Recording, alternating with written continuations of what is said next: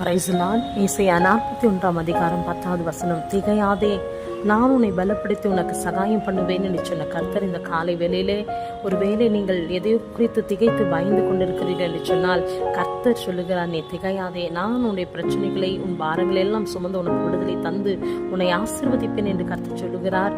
உங்களுக்கு ஆண்டவர் சகாயம் பண்ணுகிற நாள் இந்த நாள். உங்களை பலப்படுத்துவார். ஒருவேளை பலவீனத்தோடு இருக்கிறீர்கள் என்று சொன்னால் இன்றைக்கு ஆண்டவர் உங்களை பார்த்து சொல்லுகிறார், நான் உன்னை பலப்படுத்தி உனக்கு சகாயம் பண்ணுவேன். எந்த மனிதனத்திலிருந்து சகாயம் வரவில்லை, இரக்கம் வரவில்லை என்று கலங்கி கொண்டிருக்கிறீர்களோ, இன்றைக்கு கர்த்தருடைய கண்களிலிருந்து உங்களுக்கு சகாயம் கிடைத்து உங்களுக்கு நடக்க வேண்டிய முடிய வேண்டிய எல்லா காரியங்களை இந்த நாளிலே ஆண்டவர் முடித்து கொடுக்க போகிறார். நீ மகிழ்ச்சியோடு கர்த்தர் தருவார் என்ற விசுவாசத்தோடு நீ நன்றி சொல்லி ஆண்டவரை ஆராதித்து அவர் வார்த்தையை பிடித்து செபிக்க ஆரம்பி.